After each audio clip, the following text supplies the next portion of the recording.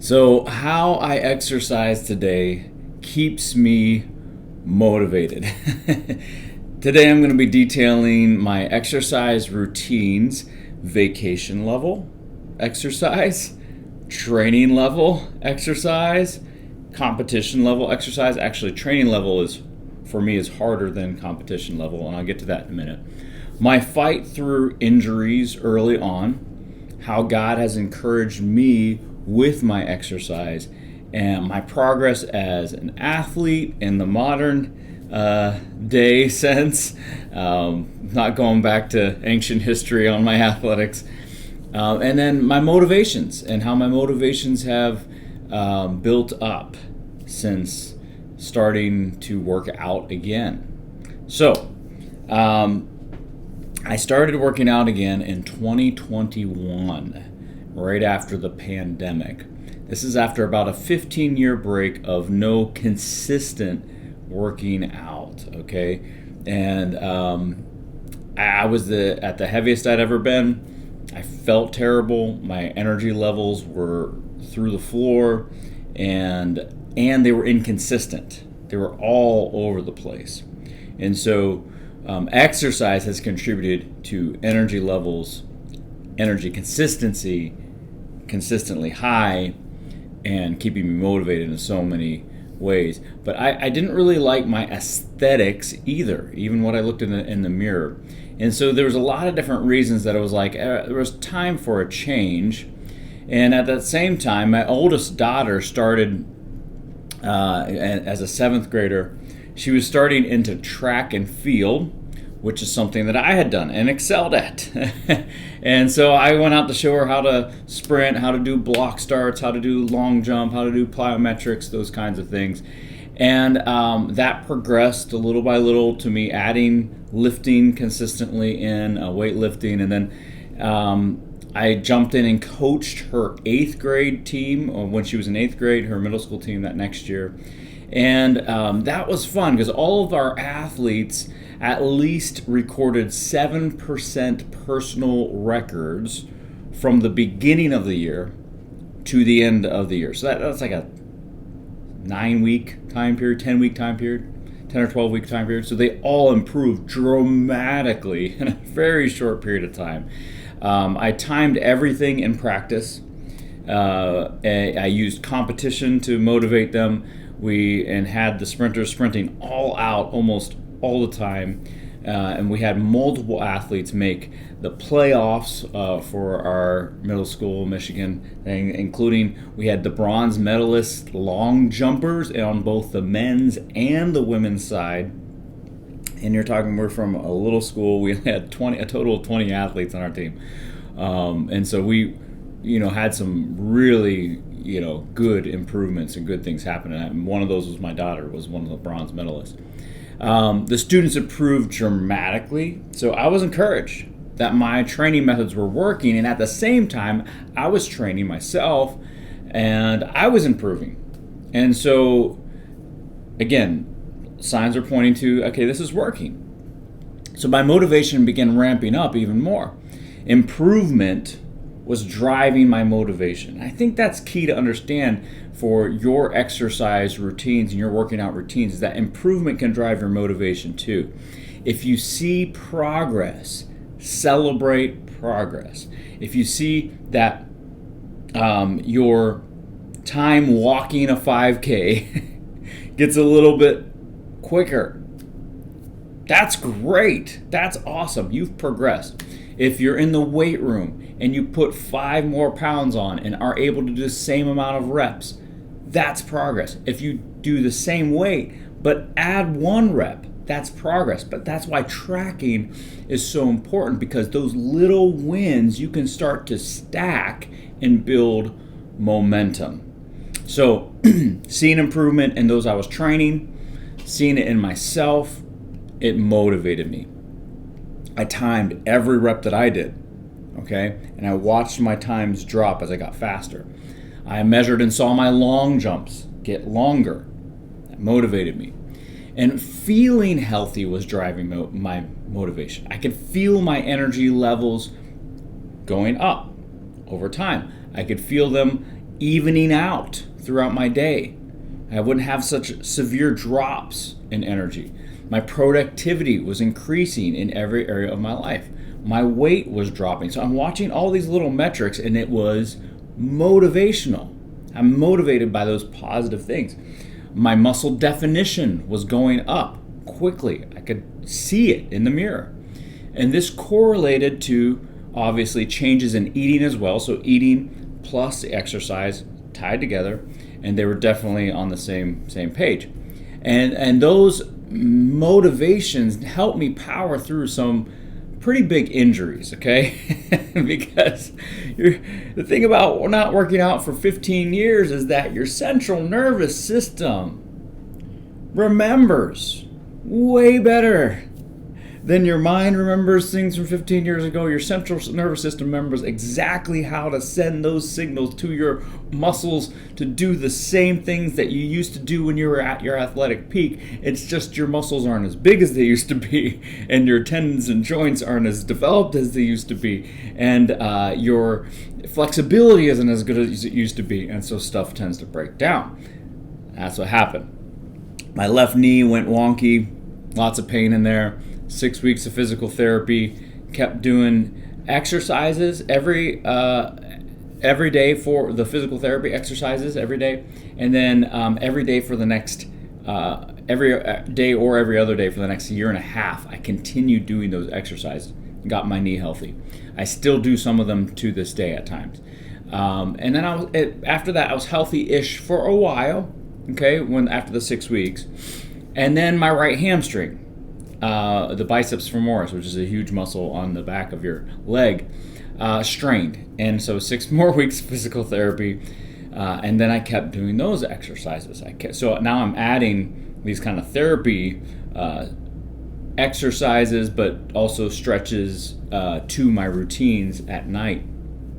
And then my left adductor, that's the groin muscle, went strained, and so I was 6 more weeks of physical therapy, kept doing those exercises, and now that was all that happened in the first 18 months of me working out again, and it's been basically about 2 years since then, and I've been mostly healthy since then. I haven't had to go back to physical therapy since then. I've had minor things go wrong. I've rehabbed them on my own, kind of using the principles of the physical therapy that I had been working through, and I will say this. With all of those injuries, I continued to work out. So that I never stopped working out. With any of those injuries, I would modify my workouts a little bit. I might do things that put less stress on that one injury. I might take an extra day off here and there, or a couple days off, depending on how much pain I was in. With my knee, my body could still do maximum effort sprints. So I did, but I did have to take extra days off at times. I did have to decrease the volume, the amount of sprinting I was doing, because it was like the constant stress that was what was making it a problem. So I continued my workouts, I just modified them. My hamstring, I couldn't handle maximum effort sprints. I had to back off of those, so it was kind of the opposite. So what I did is I trained like a 400 meter runner for a few weeks, where I was running a 600 meters a race, and then a 500 meter race, then a 450, then a 400, then a 300, and I kept moving it down until my body could tolerate the faster speeds. All right,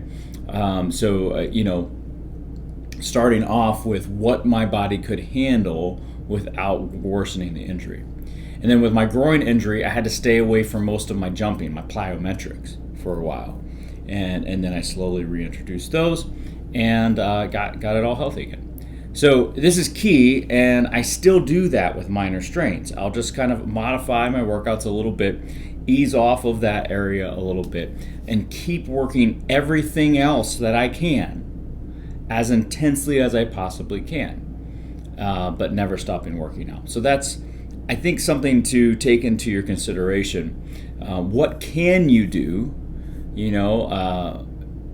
maybe you can your legs are and such that you can't do lower body at all for one particular injury reason. Well, do your upper body, and there's ways to continue exercising. And then I found Masters Track and Field, track meets for old people, and I started competing again. In order to get ready for those, I signed up for some college track and field meets, and also because the meets were the only place I could train for long jump in the winter. So I enjoyed that and was having a measure of success in the 40 to 44 year old age group in sprints and long jump. And I'll tell you where I'm at with that now and my specific goals at the end of the video, but we're going to get to my routines here in a minute. But my main overarching goal, before we do it, my main overarching goal in my working out, obviously to honor God, to be healthy, but then specifically in working out is to sprint faster and to jump farther. So aesthetics, how I look, subservient to that entirely. Muscle growth, having bigger muscles, entirely subservient to can I sprint faster, can I jump farther, all right? Aerobics, cardio is subservient for me to can I sprint faster, can I jump farther. Now understand that any of those other goals could be worthy goals for you. It might be exactly what you need to be focused on. I am focused on sprinting faster and jumping farther, and everything else bows to that. So, and that's the way I pattern my workouts, the way that lend towards that. So, let's get into it. Vacation level exercise. So this is the lowest level of exercise I would correlate, and I'm going to talk about the off season as well with this. So, on vacation, I basically get more general with my working out. Now, on vacation, I'm still trying to work out. If I can sprint, if I can't sprint exactly like I want to, like we had that experience in Europe and on the cruise and stuff, I'll do the best that I can. For instance, on the cruise ship, I had to go on the treadmill, put it at a 15% incline, the biggest incline the treadmill would go, and get it up to as fast as it would go, which is I think 14 miles per hour, which was simulating maybe 18, 19 miles per hour, which is fairly fast, but it's maybe it's not even close to max effort for me. So I'm sitting at about 22 miles an hour in my max effort sprints, and so I would do it a little bit longer. Do more kind of interval training with it to try and get the best workout out of it that I could. All right. I did some lifting, but was off routine a bit because there was different machines and different things there, limited weight room.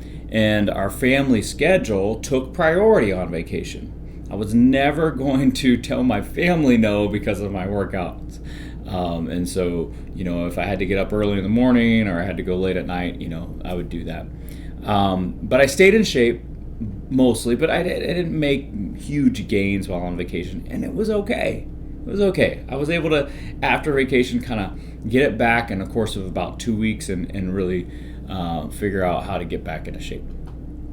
And this category was also my off season, where I took 3 weeks off completely from specific working out.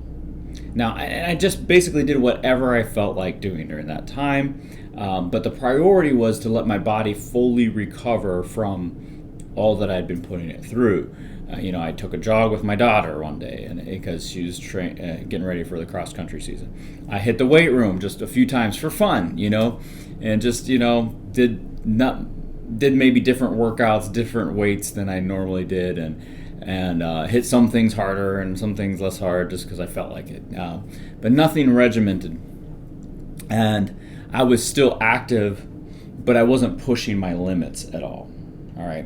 And so that's vacation level exercise then, or off-season level exercise. Now, training level exercise, this is actually the bulk of the explaining here, and this is where I actually hit it the hardest. All right. So I'll explain like what happened this fall after 3 weeks off in my off season. I started ramping up toward 6 times a week of training. So that'd be 3 sprints, 3 weightlifting sessions per week. But it took a while. My body was used to less volume, and so I had to settle for 3 times sprinting and 2 times lifting, or sometimes even 1 time lifting per week for a minute before I built back up. But by the end, I was doing 3 and 3 because I would sprint, then lift on the same day sometimes. I always sprinting first because that's my priority. But I was trying to give myself more recovery in between. And I would do that for like 6 weeks, the sprint, lift off. And then I would take maybe 10 days off. I took 10 days off from lifting to lock in my speed gains, and only sprinted for those 10 days to try and kind of max that out. And then I would repeat the cycle, get back into lifting. And this is the hardest, training level exercise is the hardest level of exercise for me.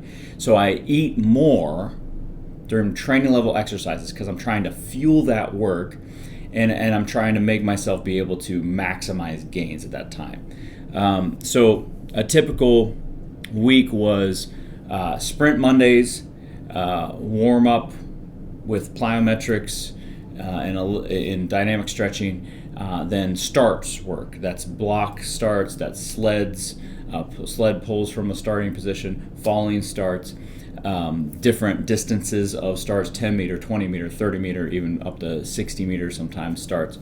And then I would lift Tuesday.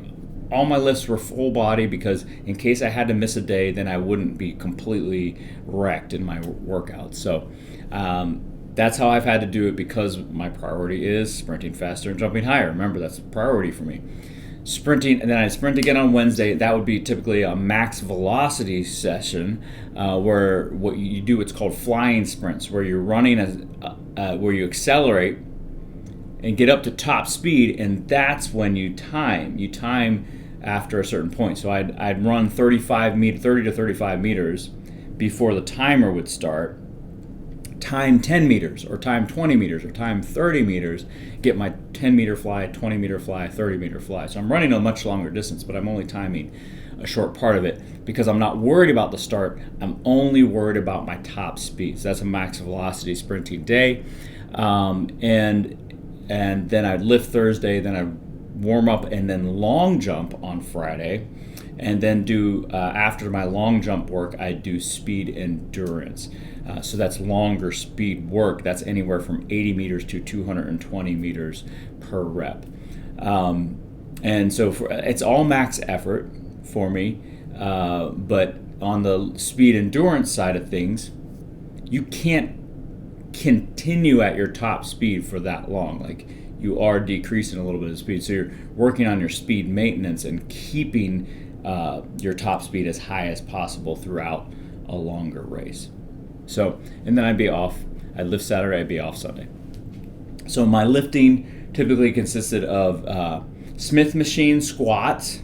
Okay, you work with what you got, and it was great. Bulgarian split squats, which is like a one-legged squat where your other leg is elevated on a bench. Weighted calf raises, so bent barbell calf raises.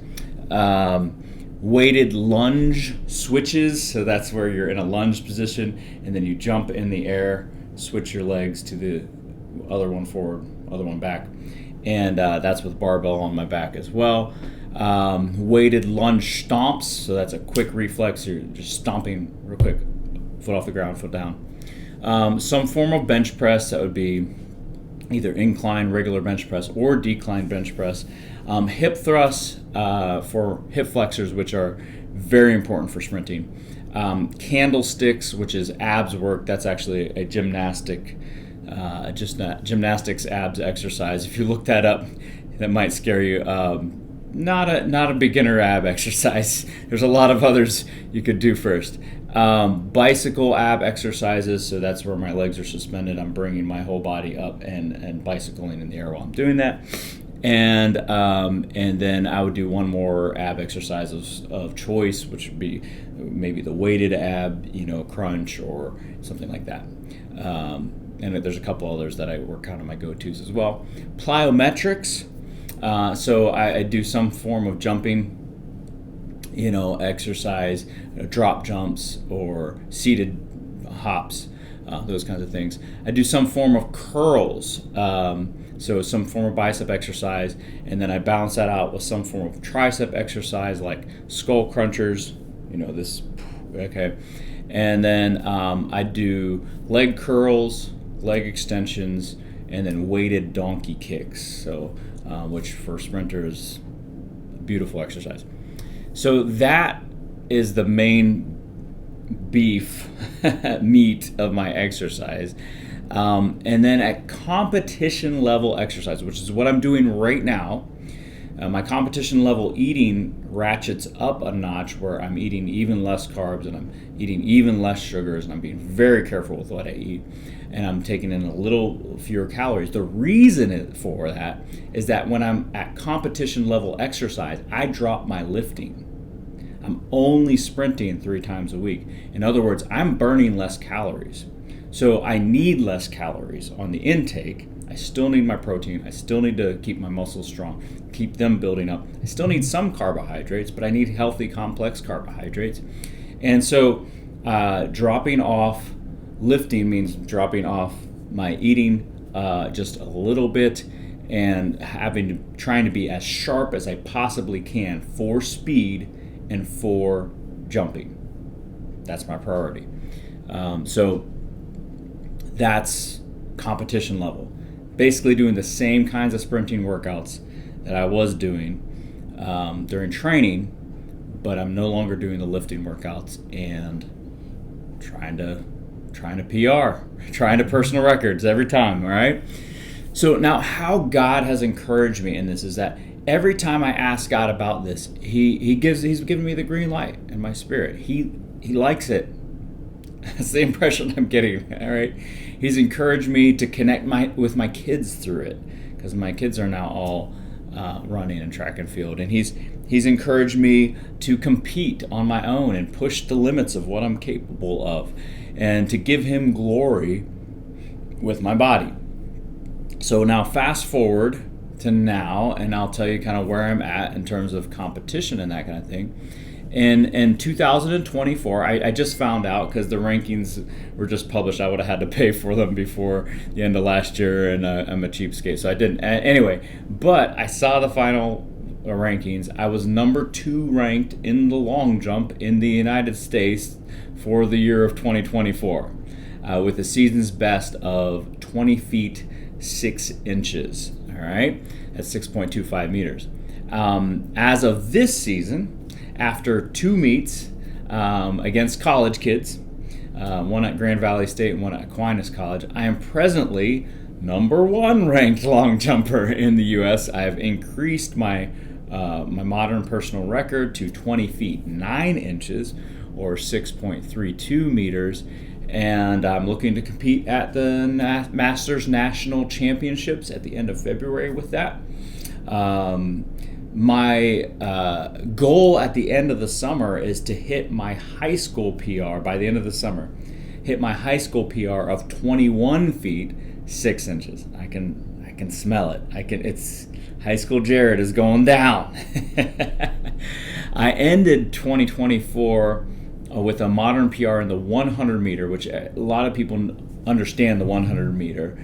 I ended with a modern PR of 11.44 seconds. Now, if you know anything about the 100 meter, you know Usain Bolt is the GOAT, the greatest of all time, without a doubt. He ran a 9.58 second 100 meter dash, which is just otherworldly, right? Since him, the fastest 100 meter ever run has been 9.76 seconds. And that said, 11.44 is pretty far off. Like, I'd be pretty far back, probably not in the picture frame, the video frame, if I were running in that world record race against him. But that said, 11.44 is really good for me. It's very, very fast for a 40 to 44 year old male. The average 40 to 44 year old male runs a 100 meter dash in 17 seconds, just to give you some context. So 11.44 seconds feels good. I was ranked number 10 in the U.S. in my age group. In the 60-meter dash, I was ranked number 7th in the U.S., and I've improved my time this year already from that 7th place ranking. So I'm at a 7.39 as of this past Saturday.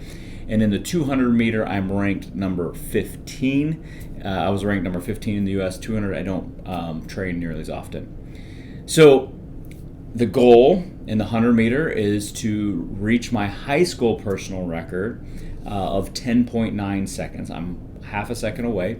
And I want to get into the 7.2 seconds in the 60 meter. Just broke into the 7.3s last Saturday. I have practice goals as well to improve my personal records and in a block start to 30 meters. Improve that from 4.05 seconds, that's my personal record right now, down to 4.00 to improve my 10-meter fly personal record, which is 1.01 seconds to run 10 meters at top speed. I want to get under 1 second. I want to get down to 0.99. I have weight room goals to go up 5 pounds, every week or so, or 1 rep. 5 pounds or 1 rep each week. That's in each exercise. It's basically my weight room goals. So just progressive overloading. And so those are all of my goals. And I'm going to end the video and show you a couple of my PRs and another video, some sprints and jumps. But God bless you, and God bless you in your exercise goals. Do it as unto the Lord.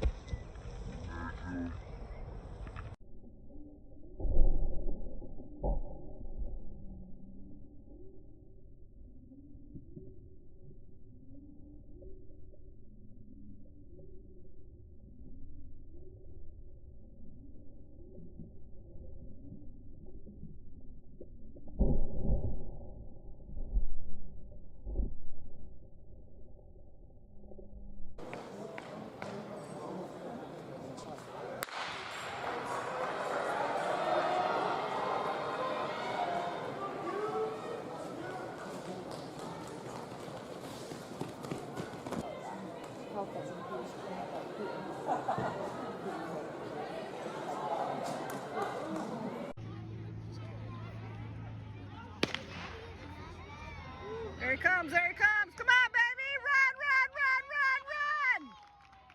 Come on, come on. Woo!